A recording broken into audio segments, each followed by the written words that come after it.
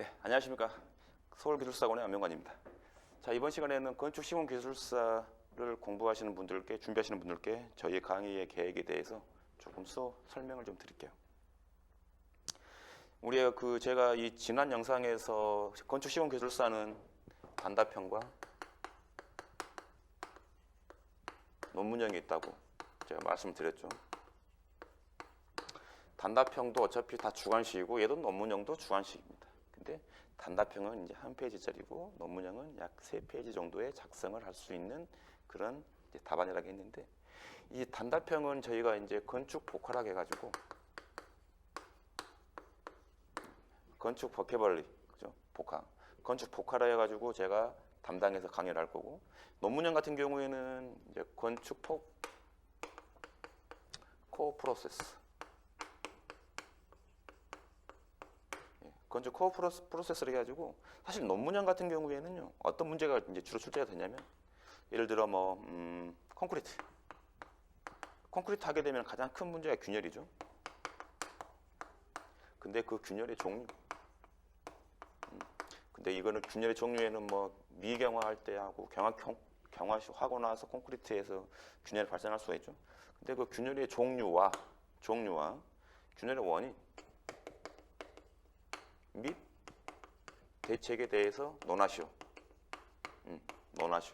그렇게 되면은 지금 큰 꼭지가 균열의 종류와 원인과 대책이죠. 이 세 가지를 물어봤단 말이죠. 이 세 가지를 물어봤기 때문에 이 세 가지에 대한 어떤 내용들을 우리 논문형에서는 답안지를 써야 돼. 하지만 단답형에서는 다른 거 없어요. 균열이 나왔으니까 소성 수축 균열. 이게 문제입니다. 소성수축 균열. 이게 뭐냐? 그래서 약간 모호하지만 소성수축 균열의 그 자체만을 묻는 그런 문제 스타일이 이제 단답형의 문제고, 논문형 같은 경우에는 이렇게 종합적인 어떤 생각을. 근데 그 균열의 종류는 어차피 정해져 있지만 균열의 원인은 우리가 단순 재료적인 특성, 배합적인 특성, 그런 특성 때문에 발생하는 건 아니거든요. 구조적인 특성도 있을 거고, 그죠? 환경적인 특성도 있을 거고, 설계적인 특성도 있을 거고, 물론 가장 중요한 거는 시공적인 특성이 되겠지만, 그죠? 시공이라든지 재료라든지 어떤 콘크리트이기 때문에 배합이라든지 이런 특성 때문에 균열이 발생하겠지만 이런 것들도 문제가 발생한단 말이죠. 그래서 그런 문제들을 우리는 코어 프로세스를 통해서 흐름식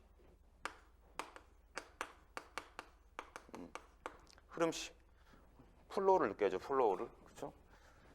흐름식으로 해가지고 이제 우리 신 교수님이 강의를 하실 겁니다. 강의를 하실 거고, 저는 이제 건축 복화 단답형에 대해서 이제 전문적으로 강의를 할 텐데, 저희는 이렇게 그 강의를 이제 건축시공기술사를 처음 오신 분들은 이제 대부분 거의 기술사가 뭔지도 모르고 오셨는데 그냥 단순히 기술사를 꼭 필요하기 때문에 이제 오신 분들이죠. 그래서 처음에 백지 상태, 기술사에 대해서는. 그래서 그거를 우리는 각 단계별로 좀 구분을 했어요. 스테이지 2, 스테이지 3. 그리고 각 단계별로 이제 구분을 해서 1단계가 완성이 되면 2단계로 넘어갈 거고, 2단계가 완성이 되면 이제 마지막 3단계까지 갈 텐데, 스테이지 1에서는 가장 중요한 이제 핵심, 내가 총알이 있어야 되겠죠. 총알이. 그 총알을 이제 만들어 줄 겁니다. 그 우리는 일단 이론이 정립이 돼 있어야겠습니다. 그래서 이 소성 수축 균열이 이게 뭔지 일단 알아야겠잖아요. 그렇죠? 미경화 콘크리트에서 발생하는 블리딩 속도보다, 물의 증발 속도가 더 빨리 나기 때문에 균열이 발생하는, 그렇죠? 그런 균열이지 않습니까? 근데 그런 어떤 정의라든지, 근데 이게 왜 발생하는지, 어떻게 하면은 이 균열을 없앨 건지, 그거에 대해서 일단 알아야 돼요. 일단, 그렇죠? 그게 우리는 이론이 일단 정립이 돼 있어야 됩니다. 이론이. 그 다음에 이제 이론이 돼 있으면은 어차피 이 시험은 이제 장문형 시험이기 때문에 많이 써볼 수밖에 없습니다. 그래서 실력 평가를 좀 할 거예요. 이 실력 평가란 거는 다른 거 없습니다. 실전 모의고사죠. 모의고사.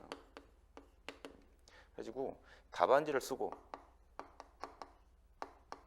답안을 작성하고 이걸 우리가 이제 첨삭을 하겠죠. 이 답안에서 잘된 점, 스트렝스, 약한 점, 위크니스 이거를 우리는 평가를 해가지고 나름대로 분석을 해서 이 수험자의 답안은 이러한 점들이 모자라기 때문에 이걸 좀 더 보완하시게 되면은 아주 좋은 답안이 될 것 같습니다. 그거를 계속 반복적으로 계속 할 거예요. 계속. 그래서 보통 이제 이론과 실력 평가 그러니까 이걸 동시에 하고 싶어하는 분들이 좀 있는데 좋죠. 물론 좋은데 본인이 그 시간을 투자를 할 수 있고 그걸 충분히 소화할 수 있는 능력이 될 수 있다 하면 같이 하면 좋죠. 처음에. 근데 너무 힘들죠, 사실은. 왜? 우리는 일하는 사람들이에요. 그렇죠? 퇴근 후에 공부할 수 있는 시간이 불과 3시간밖에 안 돼요. 계산해 보면. 그런데 그 시간을 활용해 가지고 이거 두 개를 동시에 한다는 거는 사실 좀 무리가 좀 따르죠. 그래서 차라리 저는 이거를 이론 정립을 조금 확실하게 해놓고 다음 단계 여기 실력 평가 단계에서 이제 시험을 보고 나서 합격을 하게 되면은 너무너무 좋죠. 근데 답안지를 잘 썼는데 그날 또 하필 제가 컨디션이 안 좋아가지고 떨어졌습니다. 운이 안 좋아가지고 그런 분들을 위해서 이제 답안지 변별력이요. 변별력을 높이기 위해 이제 마련한 이제 최후의 보루죠, 그렇죠? 최후의 보루. 자, 변별력을 높이기 위해서는 우리는 이때는 3단계에서는 이슈 문제를 물론 실력 평가를 하게 되면서 사회적 이슈라든지 이런 것들은 다 이미 강의가 다 돼 있을 겁니다. 돼 있는데 그 이슈 문제를 좀 더 좀 심화하게끔 심화. 그러니까 예를 들면 예전에 그 포항 지진 났을 때 이 지진 문제가 많이 나왔죠. 그래가지고 뭐 내진 구조가 뭐냐, 뭐 재진 구조가 뭐냐, 면진 구조가 뭐냐. 그냥 이게 구조가 뭐냐 하는 거는 그냥 누구나 다 알고 있습니다. 구조물의 강성에 의해서 어떤 댐퍼에 의해서 그리고 기초에 그 지진력이 발생하는 기초 부위에서 아예 지진력을 아예 전달 안 시키게끔 구조체 가장 그래가지고 효과가 가장 좋고 중이고 나쁘고 그렇죠. 근데 이런 구조는 다 알아요. 근데 요즘에 뭐 하는 것들은 초고층이나 있는 건물들은 다 내진 성능이 다 들어가 있잖아요. 그죠? 뭐 학교도 마찬가지고.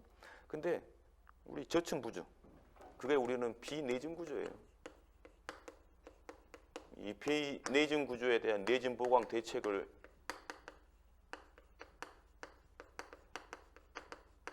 만약에 물어본다 하면 비내진 구조가 뭐지? 내진 보강 대책이 뭐지? 그냥 그렇단 말이죠. 그래서 그런 문제들을 조금 더 심화하는 과정입니다. 이 3단계 스테이지가. 그죠? 그래서 목표 점수를 나름대로 제가 선정을 했는데 이때 스테이지 1에서는 약 55점, 내지 58점. 합격권에 들 수가 없죠. 그렇죠? 하지만 이 실력 평가 과정을 거치면서 58점 맞으면 물론 안 되겠지만 그래갖고 한 62점까지는 제가 좀 목표를 하고 있습니다. 그리고 3단계까지 왔을 때는 뭐 64점 이상, 64점 이상 점수를 70점대를 안 주잖아요. 그렇죠? 건축 시공 기술사는 시험을 보게 되면은요. 가장 높은 점수가 제가 봤을 때는 67점 봤어요. 67점. 그 이상은 제가 못 봤거든요. 근데 64점이면은 상당히 높은 점수입니다. 상당히 높은 점수예요. 그래가지고 아마 수석까지도 그때 그 회차 수석도 할 수 있는 그 정도 점수예요. 그래가지고 이걸 우리는 이제 화이트 레벨,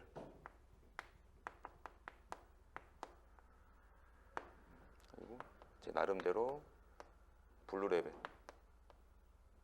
그리고 블랙,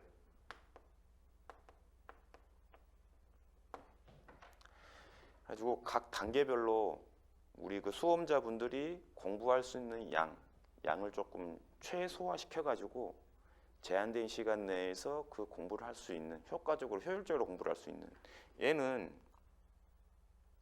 본인의 어떤 그 공학적인 기술이나 퀄리티를 확실히 높이기 위한 그런 어떤 학습보다는 기술사입니다. 기술사. 이거 자격증이에요. 자격증을 우리는 취득만 하면 되죠. 물론 이제 기술사가 되면은 이제 역할이 더 커지겠지만 일단 목표는 자격증 취득이죠. 자격증 취득. 그걸 우리는 순식간에 빨리 편하게 할 수 있는 방법을 찾다 보니까 이제 이런 단계별 학습 전략을 좀 세워가지고 여러분들에게 조금 더 쉬운 길을, 그렇죠? 쉬운 길을 안내해주는 어떤 그런 안내자가 좀 되고 싶은 그런 역할입니다. 그래서 1단계 이론 영림이 끝나고 실력평가를 하시면서 대부분은 합격을 해 주셔야 돼요. 2단계에서. 근데 뭐 운이 조금 안 좋은 경우가 있습니다. 그런 부분들이 발생했을 때는 이제 답안 변별력을 좀 강화를 시켜가지고 최대한 합격을 6개월 이내에 다 끝내게끔 하려고 저희가 단계별로 수업 준비를 좀 했습니다. 했기 때문에 뭐 자세한 이야기는 뭐 이제 수업이 개강이 되게 되면은 하겠지만 자세한 내용을 하겠지만 일단 학원을 다니든 개인적으로 공부를 하든 시공기술사를 공부를 하기로 마음을 먹었다 하신다 하면 빨리 지금 당장 도서관을 가십시오. 예. 내일부터 해야지, 모레부터 해야지 이러면은 그 내일 모레가 한 달이 되고 1년이 됩니다. 1년이 돼요. 예. 제가 그런 부분들을 많이 봐왔기 때문에 이런 말씀을 해드리는 거거든요. 그렇기 때문에 기술사를 내 준비하겠다 마음 먹은 즉시 바로 액션을 취하십시오. 아시겠죠? 네. 여기까지 우리 그 수업 계획에 대해서 간략하게 설명드렸습니다. 감사합니다.